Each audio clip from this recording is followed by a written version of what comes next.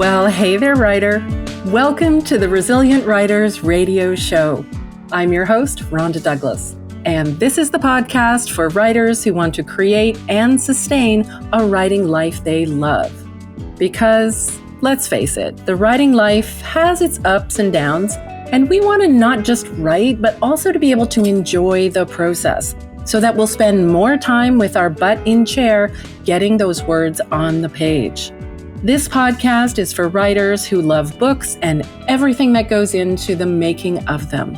For writers who want to learn and grow in their craft and improve their writing skills. Writers who want to finish their books and get them out into the world so their ideal readers can enjoy them. Writers who want to spend more time in that flow state. Writers who want to connect with other writers to celebrate and be in community in this crazy roller coaster ride we call the writing life. We are resilient writers. We're writing for the rest of our lives, and we're having a good time doing it. So welcome, writer. I'm so glad you're here. Let's jump right into today's show. Well, hey there, writer. Welcome back to another episode of the Resilient Writers Radio Show. I'm excited to talk to Boni Woodland today. Boni is an artist, writer, and a survivor with a deep love of storytelling that heals, inspires, and empowers. Her memoir, Turning Survival into Words, From Houses of Fear to Freedom, shares her journey of resilience, escape, and finding freedom after years of hardship. Through her writing, she hopes to shed light on the realities of domestic abuse while offering hope to those seeking their own path to safety and self-discovery. When she's not writing, Boni paints and creates connections through her art. She believes in the power of nature, kindness, and the strength that can be found in every person's story. You can find her at penandbrushinc.blogspot.com and painterandthreads.com. Welcome, Boni. Hi, thank you so much, Rhonda. Thank you for having me on air this morning. No, I'm really, really excited to talk to you. So, you and I met when you had a draft of this book ready. That's right. We did. Tell me about writing the draft. When did you decide that you wanted to write this story, and how did you go about fitting it into your life? Okay. It was a couple of years ago. My life had settled down. It changed a lot. So I had the space of mind to start thinking about my past life. Right. And I ended up going to therapy because it was affecting my present life. Right. And I didn't really think so, but yeah, it was. So I went to therapy, and therapy for me is real difficult. I had been silent most of all of my life. It wasn't a privilege to speak my mind. So going to therapy was super difficult. And I found I would write the incidents that I wanted to talk about beforehand, and then we would discuss it. It was so much easier. Soon I had a big pile of incidents, and I realized that I wanted to do something with all that pain to be able to turn it around and make it into something that might possibly help somebody. Right. So I didn't just wake up one day and go, bing, I'm going to write a book. But I started laying it all out on the floor, and I started separating it into houses, which helped me turn the progression of the book forward. Right. So I put the different incidents in different houses, and that way it gave me a structure with places in the middle to fill in what I thought about that at the time, or a little more information for readers to get to know my life at that time, because I had been in a cult and a very bad marriage. So there's a lot to talk about. Yeah. Tell me a little bit about the cult. What was the cult like? Well, the cult was like a religion that I inherited from my parents. They joined when I was pretty young, and it flew under the radar of cultism for a long time because we resembled so many other Christians, but it was super law. There were laws for everything. Women couldn't wear makeups. You couldn't wear wigs. You couldn't wear nylons. Everything was, orientated to controlling the woman. Woman couldn't speak in church. You couldn't do this. You couldn't do that. Yeah. There were laws about what we could eat. We never ate shrimp. We never ate pork. We never ate so many different things. It regulated our lives. And they said, hey, you can't be friends out in the world Right. because you might get pulled out into Satan's world if you develop friendship. So you had to marry in the church.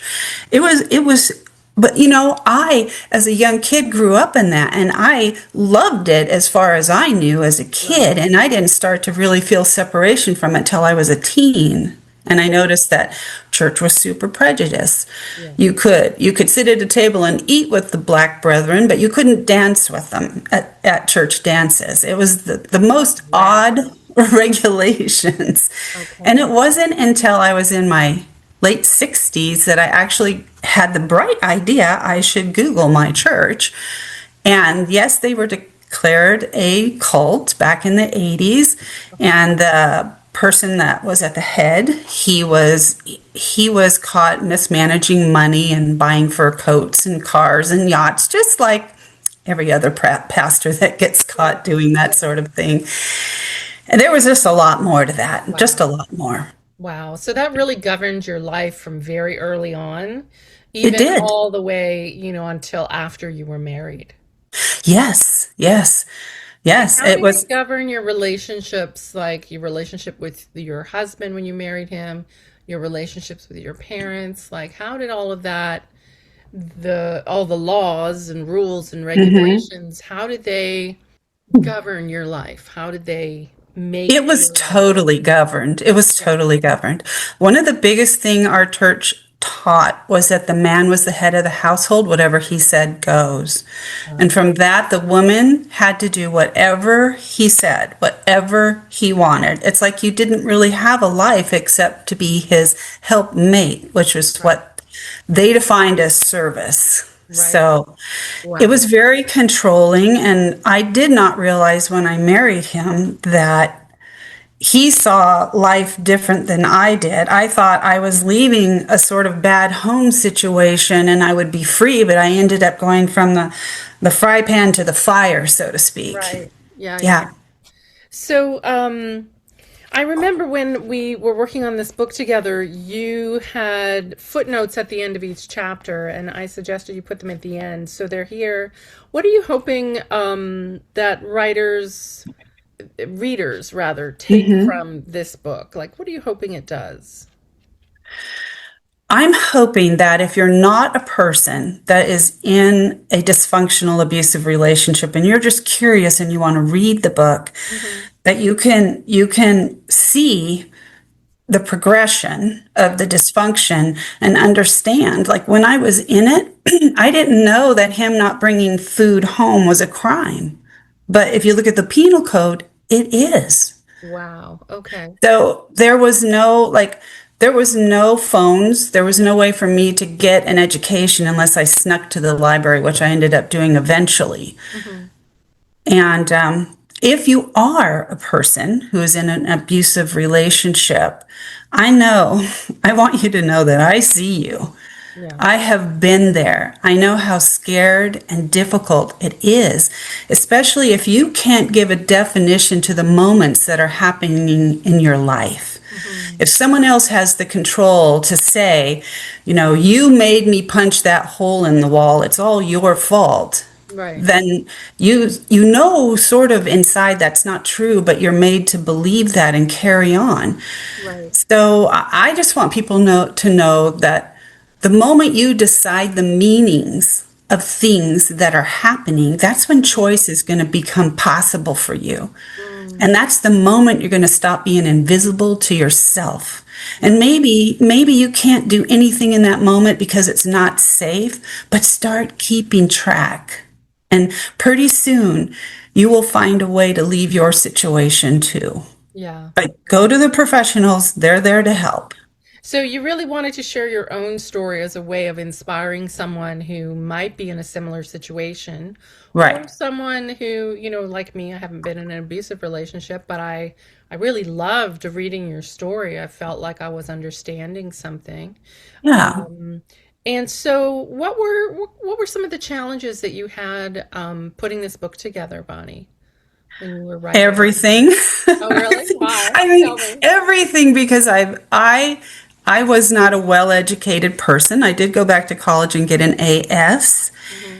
but life has just been consuming and I didn't settle down. I do have loads and loads of stories that I've written over time up in the attic in a box and some on my computer. I actually have a blog where I put some of my better stories. I didn't intend to become a writer, but when this happened to me and I saw that I had all of this, I keep hearing people say, why doesn't she just leave? And that question sort of infuriates me because they have no idea.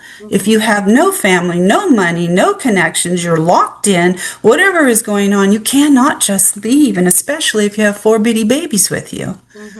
Yeah. So I was just inspired to write my story and put it out there, hoping it lands in the right spot for people. And putting it together into what's now, a book of 200 pages. How did you make the choices that you made to organize the book in the way you did? Well, that was pretty difficult. There were so many incidents to choose from. A lot could pile up, and I didn't want it to be a litany of this bad thing and that bad thing. I wanted to have a few to represent the progression. Right. Because I knew I had learned, because I actually went back and worked for the DVC people in town for a while when I was out of my situation, but I found out I was too close to the trauma.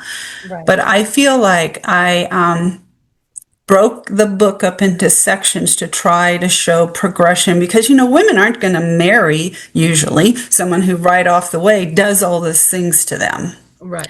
Unless they're so dysfunctional themselves, they need help. But my husband was charming and he was handsome and he was in my church and he was legal for me to marry.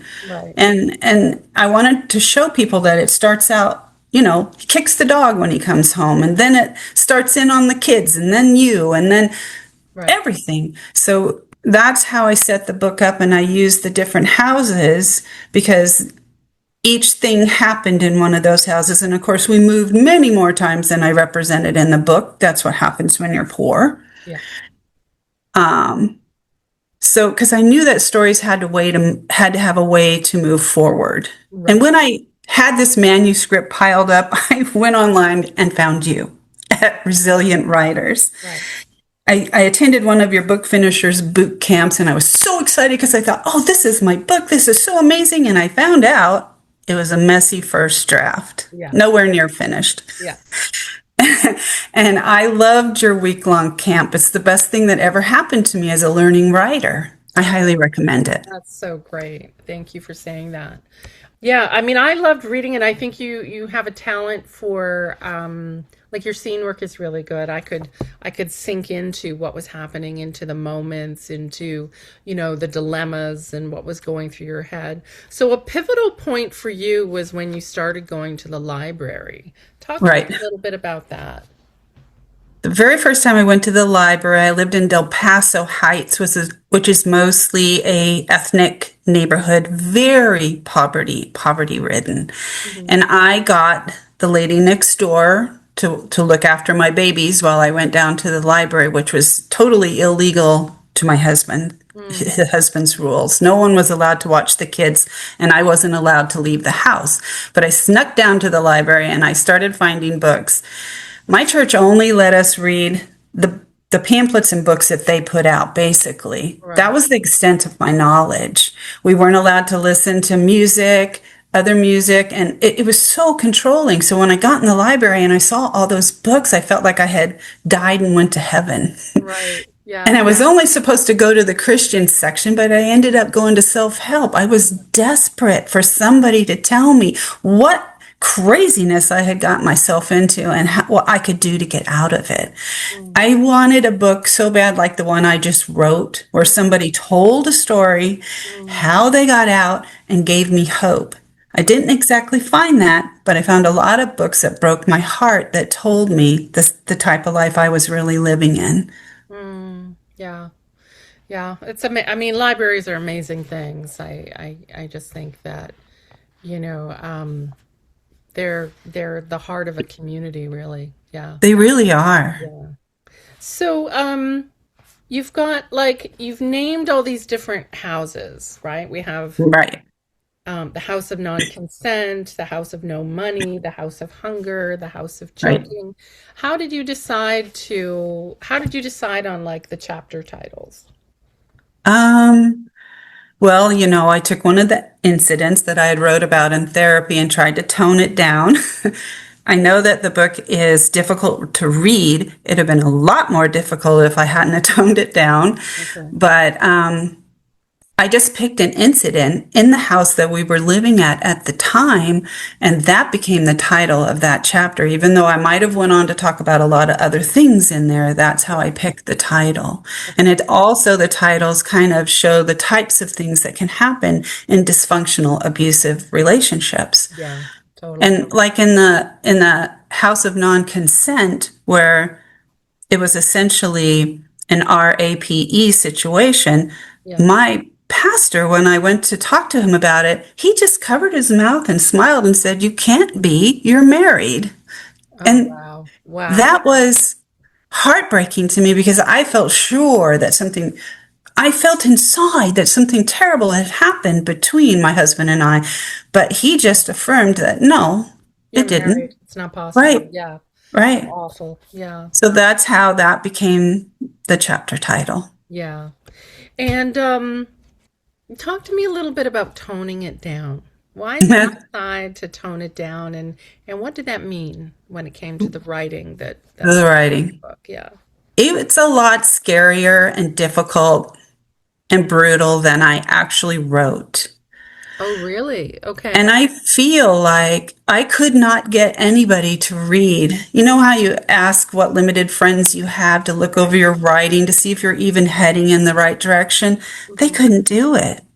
Oh, really? It was too hard for them to read when you It gave it was to them. just too hard. There was so much dissidence. When they look at me now, they can't imagine I lived through that or that that was my life. Right. It does feel like a whole movie of a different life. Mm, And even the book I have now, some of my closest friends won't read it because they're too tender hearted and they just have too hard, even though I've toned it so far down, yeah. in my opinion.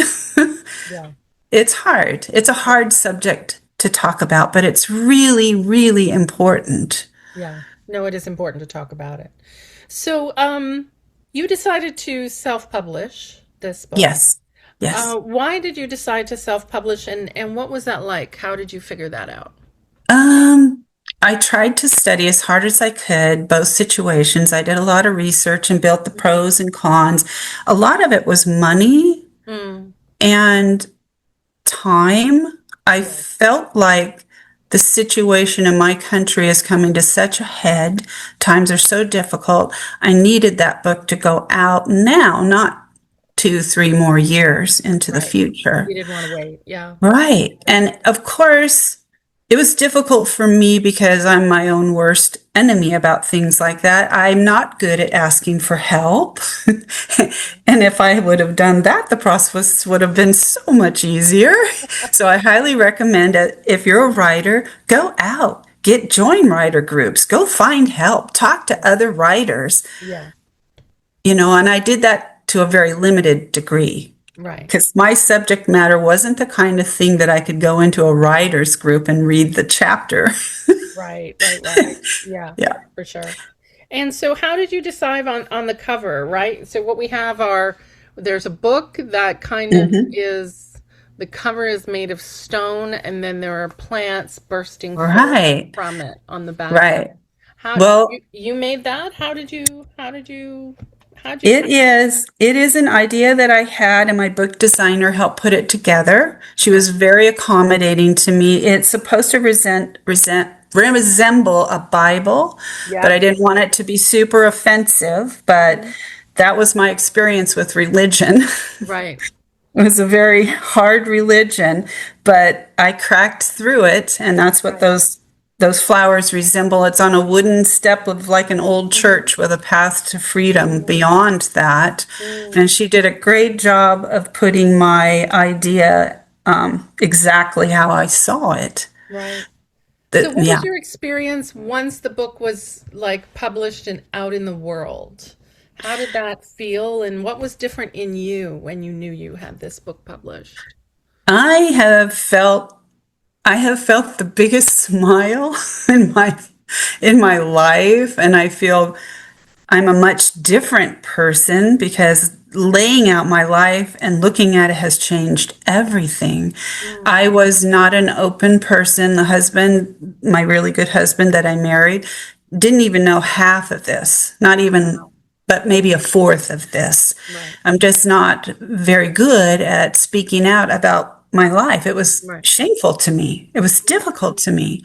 So I feel like it has improved my life. It has taught me a new skill that I can keep refining, and maybe I could become an actual writer of books that people really want to read. Yeah. And it's beautiful. Yeah. It's wonderful to feel like I accomplished something. And I'm the first woman in my family line to break an abusive situation, get some sort of college degree, and publish a book. That's amazing. So That's so amazing. Yeah. Do you have any tips for folks who are thinking of self-publishing based on your experience getting this book into the world? do a lot of research, ask for help. I think that my book would be even more fantastic if I knew how to do that at the time, even though I love it the way it is and it says exactly what I needed to say. There's always a lot more you can do to make a book better. Find a good editor, which I feel like I did. Yeah. I'm going to say yes since it was me. Yeah. Yes, I did. And find even more. Don't just stick with one. You've got to split it out to different things and build your money so that you can afford to pay for it. And you can do it. If someone like me, who had no life and was locked away and no education and basically no friends and Right. and I had a life like that and I have come to do this, then I think just about anybody can. Yeah. They just have to sit down and be dedicated to it. Yeah. Yeah. So the book is Turning Survival into Words, From Houses of Fear to Freedom. I love that subtitle, by the way, From Houses of Fear to Freedom. Thank you. And it's by Boni Woodland. I'll put a link to it in the notes. And trigger warning, there is some abuse in here, but you know, it's still worth reading to understand. So, Boni, what are you still thinking of writing something else? Are you still writing? I am. I like I told you, I have a blog post called Pen and Brush Ink on a blog post. Okay. And I also joined Readsy. I don't know if you've heard of them. Yep. Yep. Yep, I have my stories up there also, and I'm practicing. There's a lot to learn. Every time I think I've wrote a really great story, I realize, oh, I got to try harder. That's got to be rewritten. Yeah, I mean, I think great stories are all rewritten, and you were so good at you know, hearing the feedback and saying, okay, I'm gonna adjust this book, and so you really did the work to Yes. to make it a book you could be proud of, which is all in the end any of us can say. So That's right. You got to be willing to accept criticism. You just have to know that they're just trying to help you be better. yeah, totally. That's so great. Yeah. Okay, well, thanks so much for being with me today, Boni. It's been a pleasure speaking to you. Thank you so much. I appreciate all your help and time. And I recommend you to other writers out there. Oh, thank you. Thanks so much for hanging out with me today and for listening all the way to the end. I hope you enjoyed today's episode of the Resilient Writers Radio Show. While you're here, I would really appreciate it if you'd consider leaving a rating and review of the show. You can do that in whatever app you're using to listen to the show right now, and it just takes a few minutes. Your ratings and reviews tell the podcast algorithm gods that yes, this is a great show. Definitely recommend it to other writers. And that will help us reach new listeners who might need a boost in their writing lives today as well. So please take a moment and leave a review. I'd really appreciate it, and I promise to read every single one. Thank you so much.